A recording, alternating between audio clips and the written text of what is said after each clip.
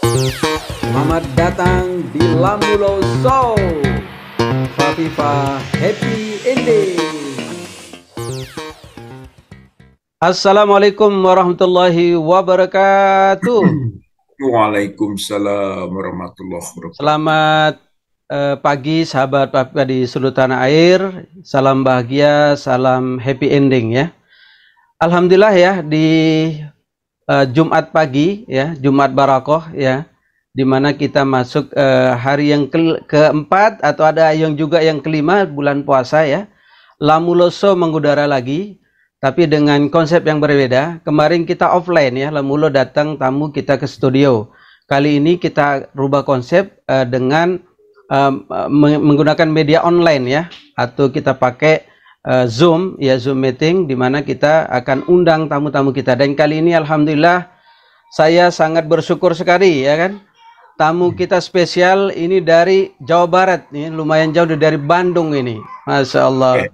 Ya, Kita langsung sapa aja Bapak kita, yaitu Pak Muhammad Rizal Fadilah. Apa kabar Bang Dah? Alhamdulillah, Bang Anan. Alhamdulillah, Iya. Aduh, ketemu lagi Bang. Saya spesialis di kemarin berapa kali ada gerakan-gerakan di mana ada diskusi. Kemudian yang paling jauh kita bareng dari Surabaya ke Bandung kemarin Bang. Ingat ya? Betul. Apa kabar Bang Rizal di Bandung ini? Kondisi di Bandung, cuaca di Depok, di Jakarta hujan terus nih Bang. Ya, di sini juga hujan sama. Ini hujan gitu kan. Ya agak dingin nih. Oh gitu ya. Baik Ya. Bang, saya sengaja menghadirkan Abang ini. Saya mau kepengen tahu nih.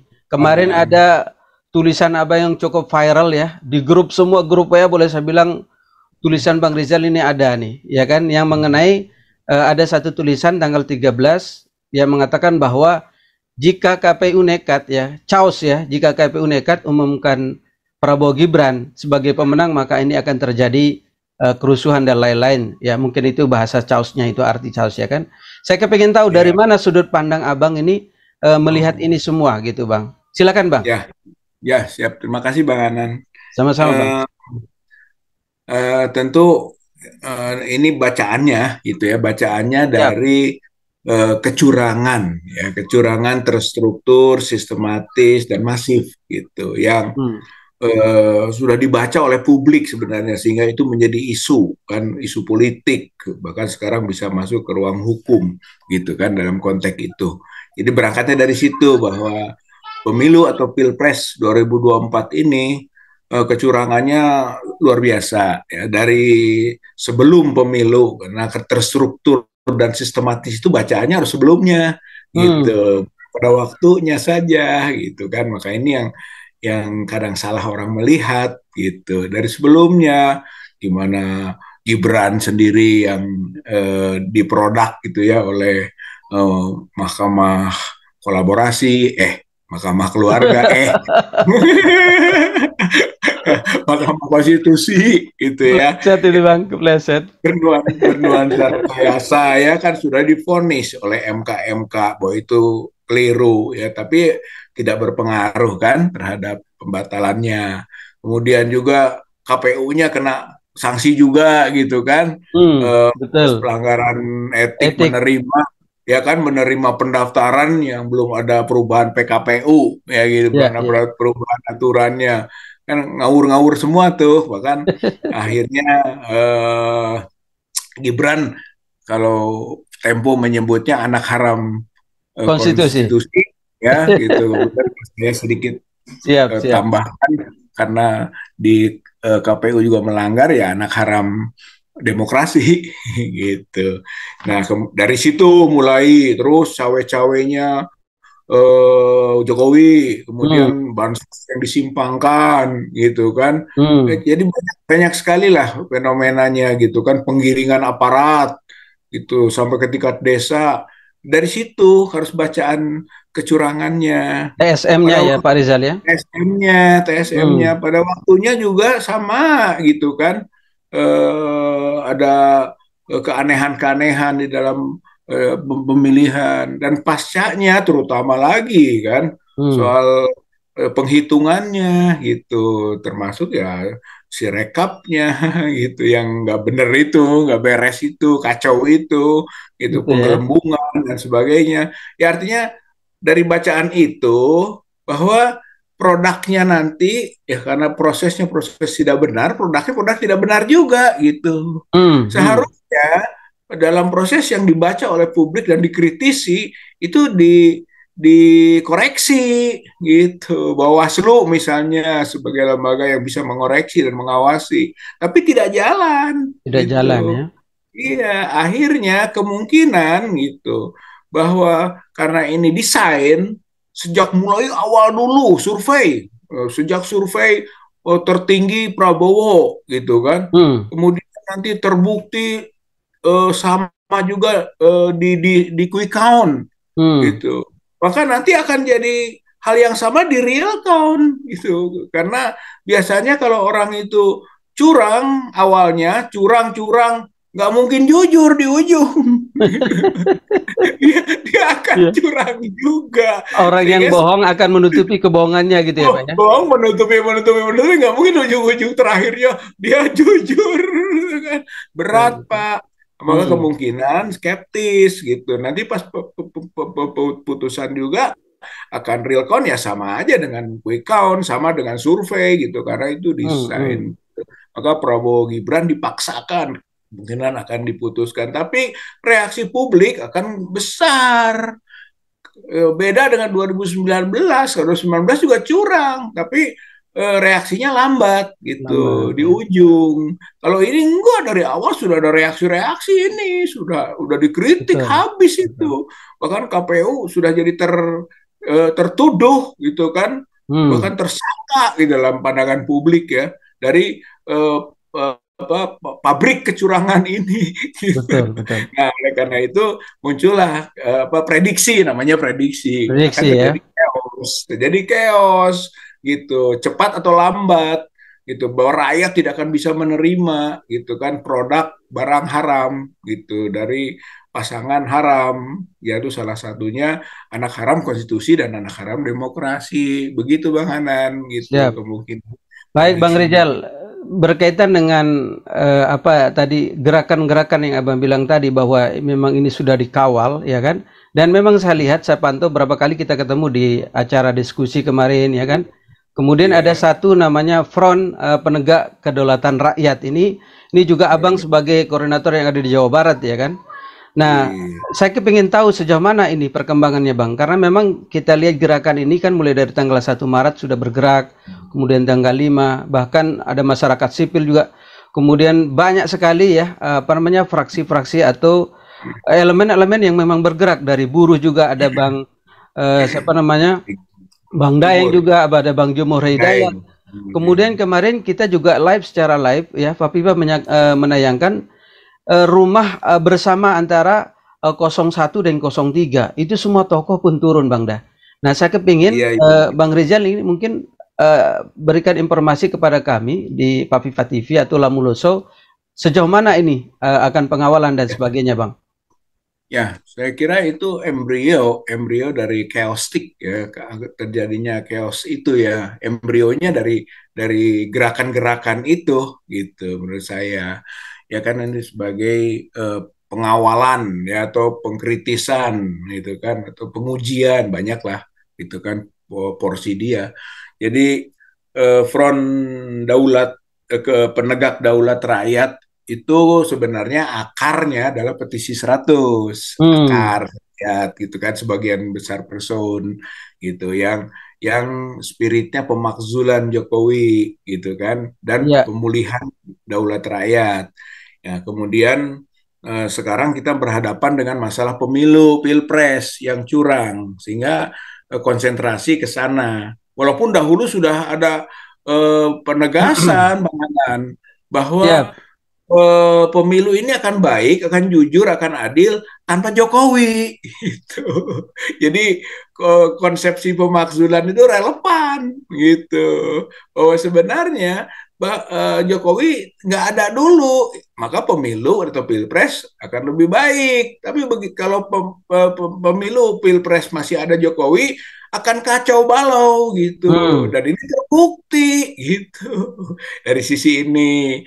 Maka sekarang ayo kita lihat fokus pada peristiwa pemilu Pilpres, bahwa Hmm. Front Daulat Rakyat, Front Penegak Daulat Rakyat itu mengkritisi itu sekarang gitu. Maka akan ada aksi pada tanggal 18 gitu. Hmm. Kalau boleh 18 saya tahu maka Bang Dah, saya salah sedikit ini. Ini kan berarti kan selain angket, apa aja tuntutan yang memang yang lagi benar-benar berapa poin tuntutan untuk pergerakan ini, Bang? kalau awalnya memang kita angket pemakzulan, tapi kelihatan ada pergeseran isu dulu ini untuk tahap aksi tanggal 18 atau hari Senin besok, Bang Hanan, yaitu fokus ke kecurangan gitu kan, Kecurangan sehingga ya. tolak tolak hasil gitu kan Pilpres curang, kemudian audit forensik gitu kan, IT-nya kemudian ya. sampai KPU ya. sampai kepada ujungnya tangkap dan adili komisioner KPU. Gitu ya. Jadi fokus di sana dulu gitu karena aksinya akan ke KPU gitu. Awalnya akan ke DPR, ke DPR kan hak angket gitu kan sampai ke pemakzulan. Tapi kalau ke KPU ya berarti di sekitar itu gitu kan, soal soal apa tangkap dan adili komisioner Komisioner KPU KPU karena ya. KPU ini sumber penyakit gitu dari kekacauan dalam proses Pilpres 2024, Bang Hanan. Hmm. Ya, kalau Ya boleh kalau saya amini Bang Dah, memang kemarin hmm, untuk si rekap ini ya, kemarin hmm, saya diundang khusus ya dengan apa namanya Agus Maksum selaku IT. Saya oh kebetulan ya, hadir meliput langsung bersama Bang Edi Mulyadi ya kan.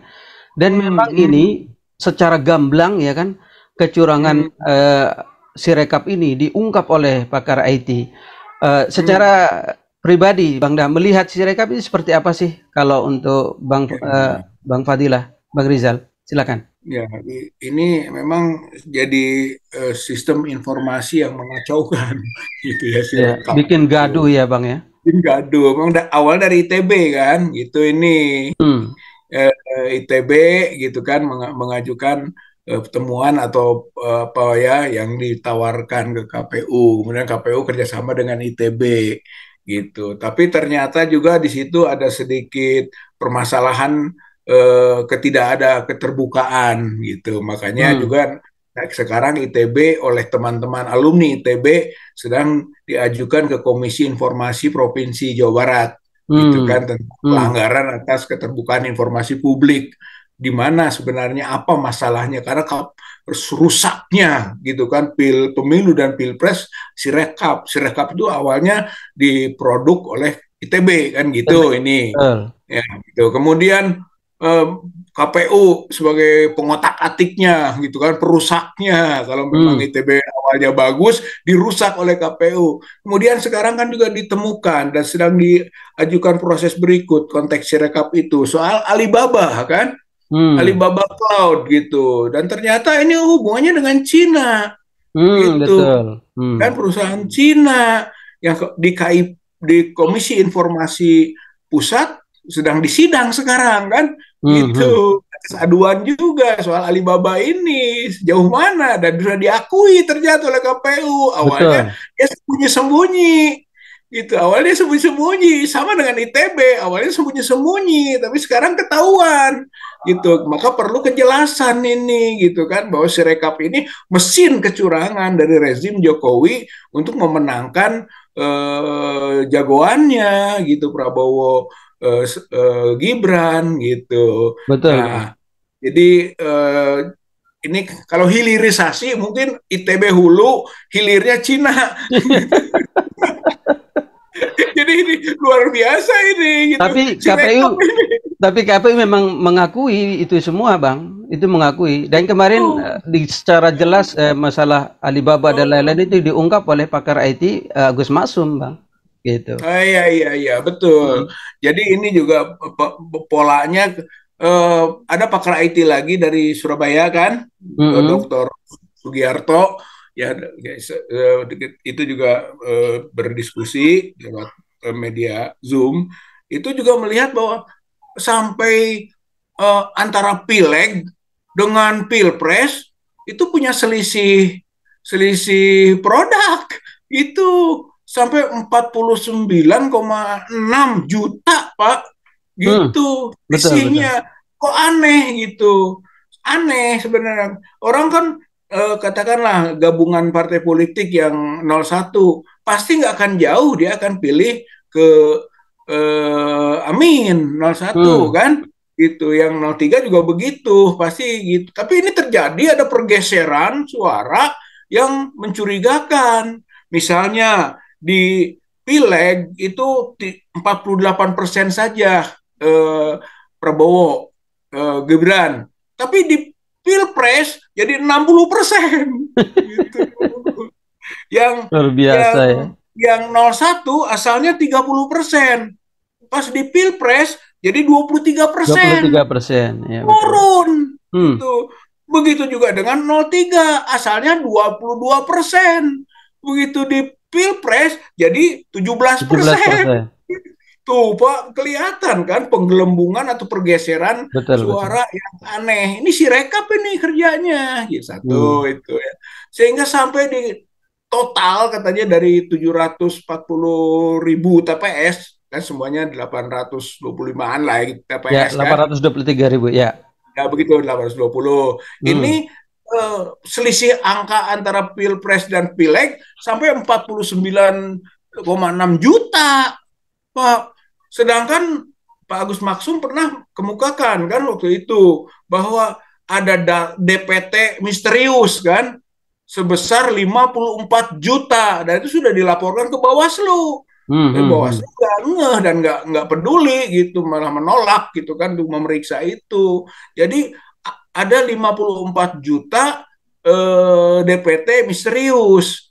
lima Hmm, puluh empat hmm. juta. Sekarang ternyata selisihnya gitu kan 49,6 juta. Berarti dekat-dekat, Pak. Betul betul. Jangan-jangan ini memang cadangan untuk otak-atik. Nah, itulah Hmm, kerjanya si rekap. Dan si rekap ini sistem yang tidak tervalidasi, nggak bisa divalidasi. Jadi kalau ada masalah, itu apa sih tolok ukurnya nggak jelas. betul Sehingga betul. kasarnya bisa diisi seenaknya Pak angka-angkanya. Karena nggak bisa divalidasi. Satu. Dan kedua dia tidak memenuhi standar ISO 27001. Dia tidak Hmm, memenuhi standar. Gitu kan. Dan ini masalah. Lalu juga tidak ada bisnis prosedur gitu. Jadi nggak ada bisnis prosedur, nggak punya prosedurnya gimana gitu. Sampai ketika ada masalah di tingkat PPK, di tingkat kecamatan, itu PPK nggak boleh melakukan koreksi. hmm. Baru ada koreksi di tingkat PPD atau DPD. KPUD. Itu Betul Pak, di betul. tingkat kabupaten kota. Ini kekacauan luar biasa Pak si rekap itu gitu. Sehingga pasti produknya produk yang tidak benar nanti yang diumumkan pada tanggal 20 itu gitu. Jadi Baik ini baik. gambaran soal si rekap itu Pak gitu. Ya. Jadi ini salah satu yang nanti fokus untuk teman-teman bergerak dari front penegak kedaulatan ini ya, Bang Daya. Ya, betul. Itu juga menjadi karena ke KPU sekarang sampai kepada KPU tertuduh lah. Oleh karena Hmm. itu tangkap gitu Pak bahasanya Pak. Tangkap, adili gitu komisioner KPU gitu. Baik, Bang Da. Baik, Bang Da, Ketuanya. saya apa namanya menyimak sekali tadi apa yang dikaitkan dengan Sirekap, kemudian bagaimana pergerakan kita nanti di tanggal 18, mungkin puncaknya itu, dan itu nanti di KPU ataupun di DPR ya, Bang Da ya, pergerakannya ya.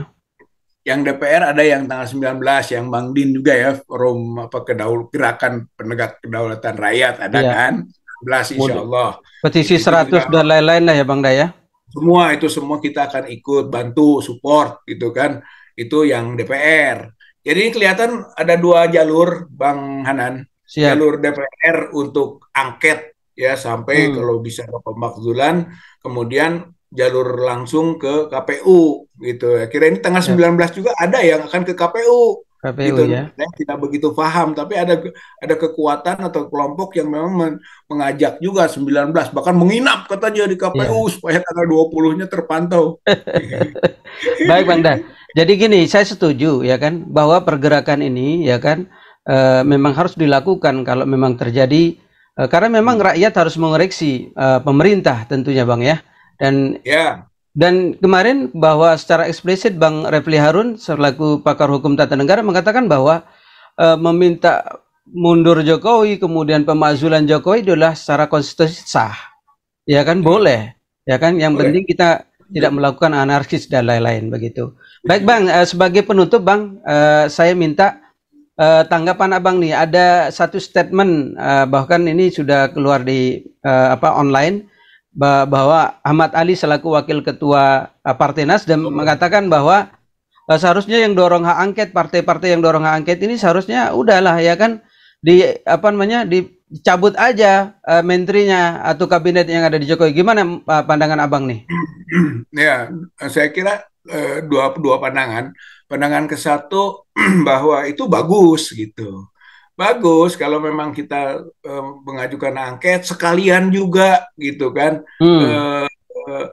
Menteri-menteri tarik gitu untuk Kabinetnya dari sekarang gitu Bang ya. Nah, dari sekarang itu bagus itu konsisten dengan aspirasi rakyat gitu kan yang dikehendaki, lalu perjuangannya menjadi konkret, real, serius kan gitu, itu bagus. Yang kedua pandangannya Ahmad Ali bisa saja menghalangi hak angket gitu kan. Hak angket dihalangi alasannya partai-partai pendukung pemerintah tidak menarik menteri, gitu bisa saja gitu. Jadi buat apa hak angket? Jadi itu aspek pandangan negatifnya gitu Pak. Nah menurut saya tidak. Ketika dia ngaitkan kan ujung-ujungnya pemakzulan katanya kan gitu, dia punya asumsi begitu dari hak angket ini. Tapi kalau menurut saya jangan dulu memadukan hak angket ini untuk menyelidiki gitu kan kebijakan pemerintah atau pelaksanaan undang-undang tertentu gitu yang berdampak luas gitu kan yang bertentangan dengan peraturan undang-undangan lain. Itu undang-undang pemilu.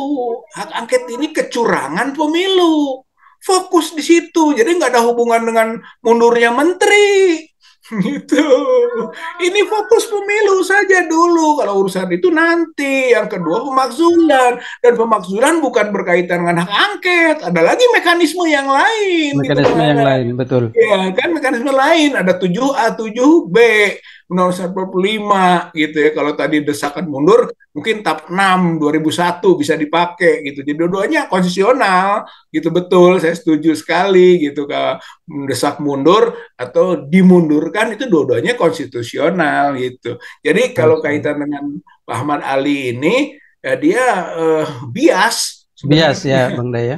Maunya apa gitu kan, maunya menghalangi hak angket, maunya konsisten dengan hak angket dengan tingkat kelebihan dan tingkat akurasi yang lebih tinggi, yaitu para menteri ditarik mundur. Gitu. Kalau itu yang pertama dan itu bisa diamini oleh partai-partai, ya bagus saja. Kita juga dari dulu menyerukan gitu, ayo mundur para menteri, gitu kan, untuk membuktikan bahwa keseriusan lah gitu Bang ya. Itu keseriusan dan menjalankan perjuangan aspirasi rakyat. Baik, luar biasa.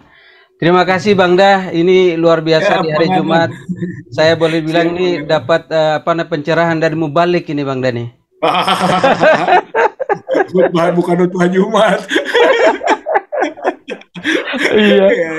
Sekali lagi terima kasih Bang Da atas waktunya hadir di program Lamulu Show. Mudah-mudahan tidak bosan. Satu saat nanti kita bisa bahas yang lain ya. Siap. Terima kasih atas waktunya Bang Da ya. Assalamualaikum warahmatullahi wabarakatuh. Waalaikumsalam warahmatullahi wabarakatuh. Selamat datang di Lamulu Show. Fafifa Happy Ending.